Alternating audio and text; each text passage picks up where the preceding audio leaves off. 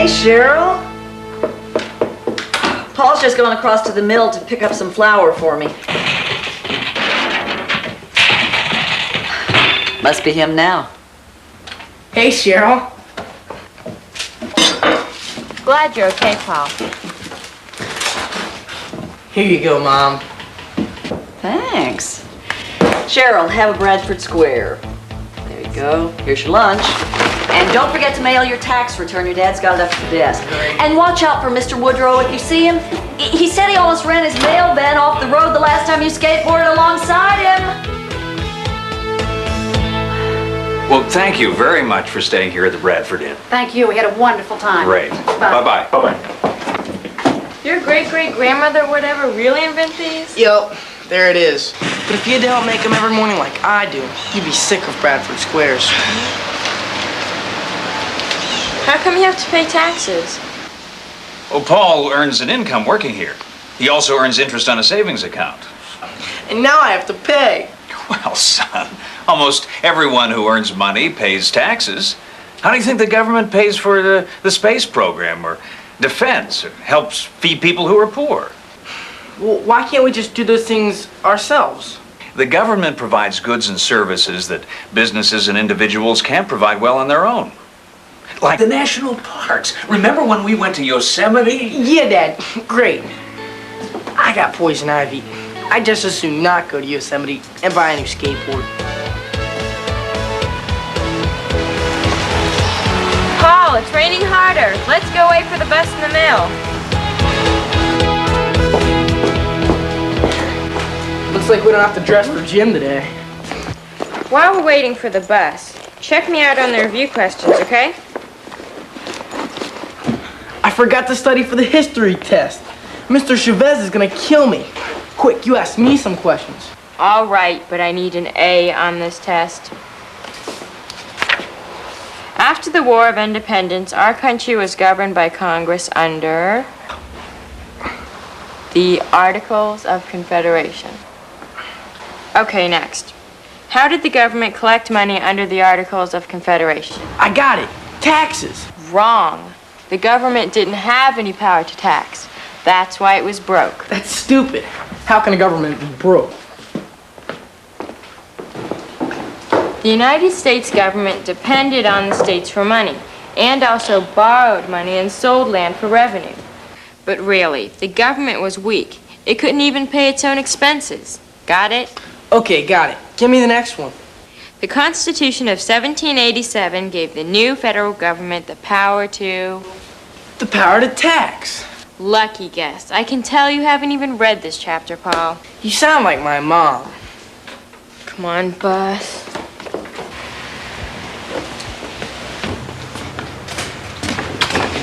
Oh man, the bus is late again. All right, last two questions. The federal government passed the Revenue Act of 1789 to generate revenue from tariffs. You remember, taxes on foreign goods coming into this country? I knew that. Sure. Last question. In 1791, the government passed the whiskey tax. What was it, and what was the Whiskey Rebellion? Hey, there's Mr. Woodrow. I gotta go give him my tax return. Be careful, the pavement's awful slippery. Yeah, okay. What else would we have? Yeah, Whiskey Rebel. That's me. I'm a Whiskey Rebel.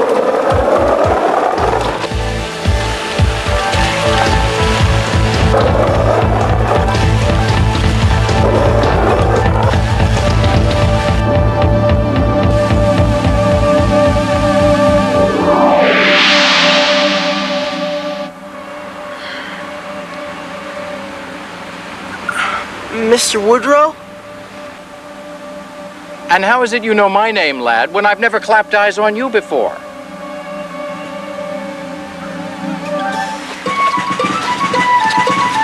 Hey, where's Cheryl? What are you doing? This is my dad's property. Not right in the head, is he? Oh, just took a fall when my horse scared him. Hey, come on. What is this? Are you from the Historical Society or what? This here, boy, is a liberty pole put up by us who defended our country, and now they call us Whiskey Rebels. I get it. No problem. Skateboard, crash, hit my head, weird dream. And what you staring at, John Woodrow? You a lover of the whiskey tax? No, but this here's Henry Bradford's land. You know where he stands. Come on, lad.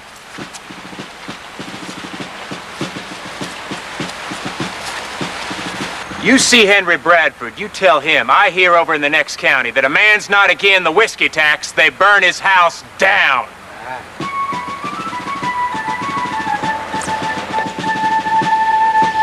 Funny clothes. Must be from out east. What's your name, lad? Bradford. Paul Bradford. Time travel. Coincidence. Why don't you and me go and sit down a little bit? He claims he's a Bradford. I found him on the road. You have the Bradford eyes. Speak up, boy. Where do you come from? My name is Paul Bradford. Look, I'm not sure how I got here, but I gotta get back to my family. They're not gonna believe this. I don't believe he's a Bradford at all. Too ugly. Tabby, you mustn't be rude to your cousin.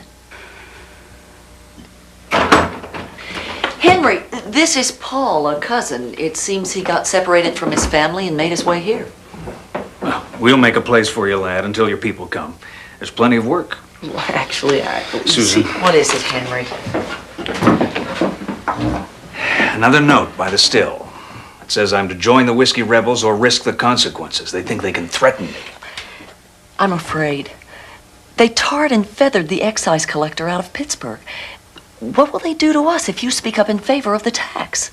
I fought in a revolution for this country. We're new and we need to be strong. And our taxes help keep the government strong. If we let people decide to pay some taxes and not pay others, we'll have anarchy. Your father says the whiskey rebels are right, that the tax is unfair. My father! Henry! All you ever talk about anymore is taxes, and I don't even know what they are. Well, Tabby, taxes are payments required by law that people make to the government. The government uses them to provide goods and services like roads, the army. So taxes are just money we have to pay to the government? Well, it's more than that.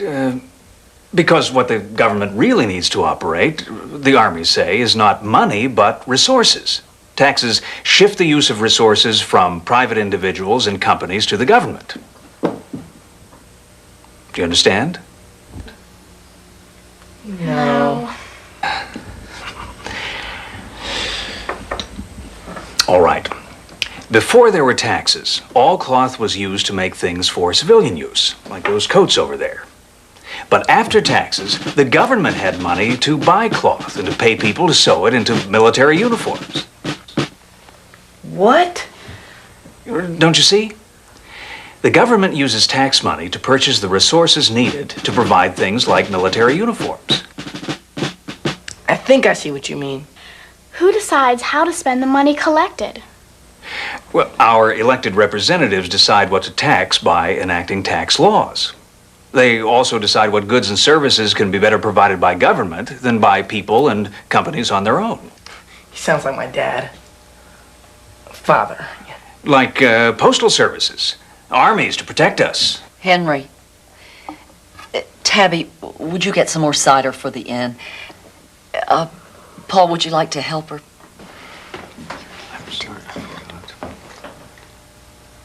The recipe needs more salt.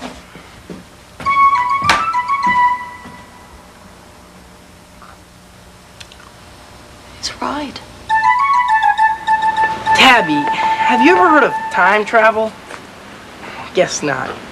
What if I told you I come from the future? Like America, but 200 years from now.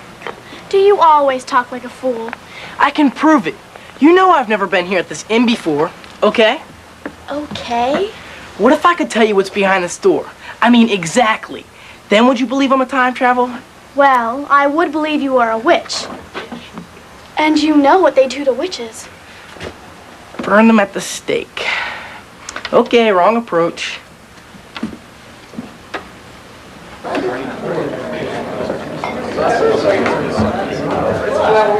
I tell you, I didn't fight in the war with Britain for a government that picks a man's pocket every time he turns his back. We've all heard this before. I agree with you, sir. And so does one of the great men of our time, Thomas Jefferson. He is opposed to this pernicious excise tax. Is Jefferson president? George Washington is president. You poor unfortunate creature. Just wait a few years. We have to take a stand. If it's a whiskey tax now, where will it end? I say let the states do the taxing as they did under the Articles of Confederation and keep the federal government out of it. People behind us across Pennsylvania, Maryland, and Virginia all refusing to pay the tax. If enough of us tell the excise collectors to go to blazes, they'll leave us all alone. Pack of consarn fools. What makes you think the government will leave you alone? You're rebels. Where there's rebels, there's a fight. I thought you were behind us. Well, so I be. But I was with General Washington at Valley Forge, God bless him, and unlike some of you upstarts, I'm in favor of paying any tax this government sees fit to lay on us. I have supported the Revenue Act of 1789, but this whiskey tax is unfair. Corn's a man's livelihood in these parts. We'd sell our corn if we could, but ain't no way to get it to the market. Now, we didn't choose whiskey, you know. Whiskey chose us. Now the government is putting a tax on the only thing that we can sell that's worth anything. What do we get for paying that whiskey tax? Nothing. It's those fancy folks back east in the cities. They're the ones that has the good of it. So let the government tax them and leave the farmers alone. I say, if they continue to oppress us with that tax, it's high time that we fight for our liberty again.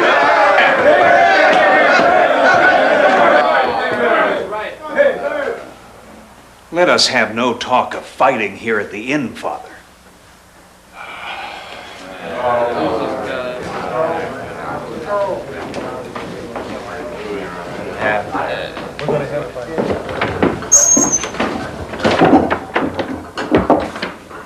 Wow. Well, Mr. Bradford thinks they should fight the government over paying the whiskey tax, and your father is in favor of the tax.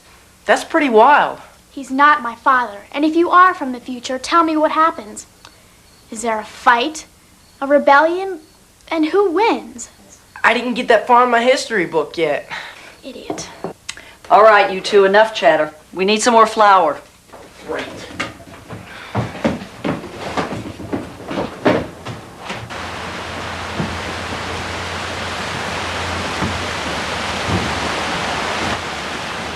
How did you know your way around the mill? Are you a spy? I told you, I'm from the future, and I gotta find my way back. What if I never get to eat pizza again? What if I never see another basketball game again? What if I never see my family again? Tabby, if Mr. Bradford isn't your father, who is he? He's my uncle. My family is all dead. Dead? My mother and my father and my two sisters. They were killed fighting the Indians while we were living in the Northwest Territory. I escaped.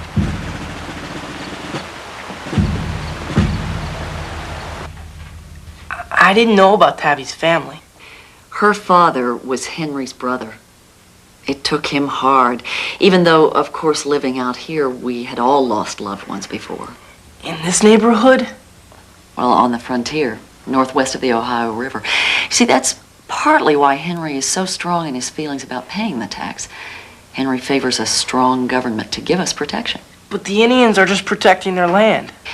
But that's not going to stop anyone from moving out west. Look, there's fear on both sides.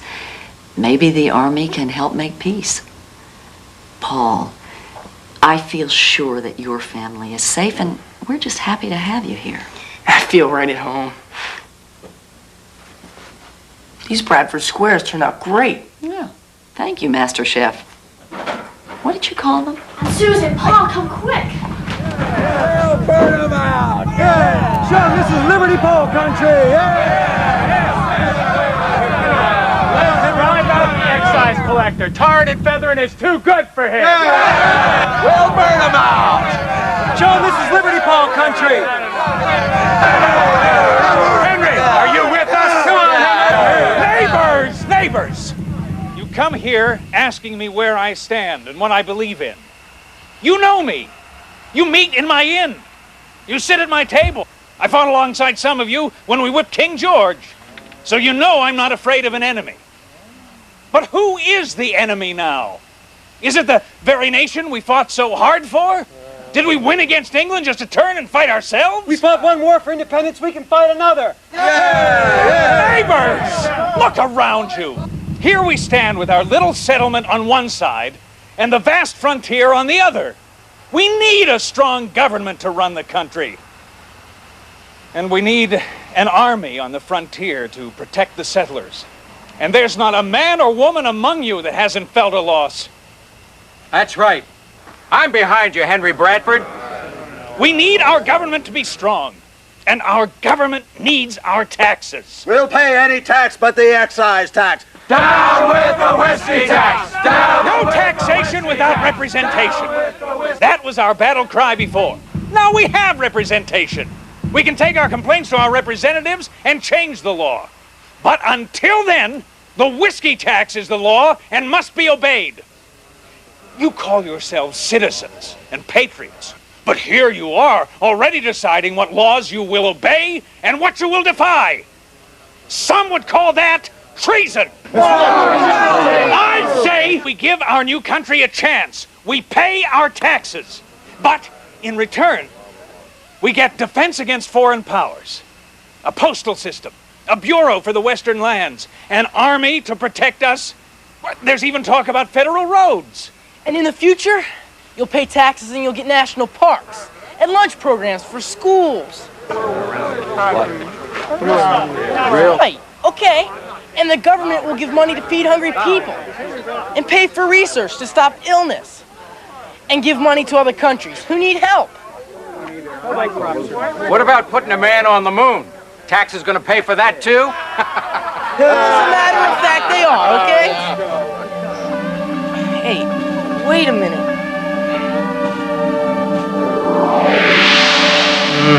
Boy's all right. Just got a knock on the head. Mr. Woodrow? Your family been in these parts a while? Been here forever. I'll say. What happened? You fell off your skateboard and... No, I mean the Whiskey Rebellion. How did it turn out? Well, the federal government said the Constitution is the law, and the law must be obeyed.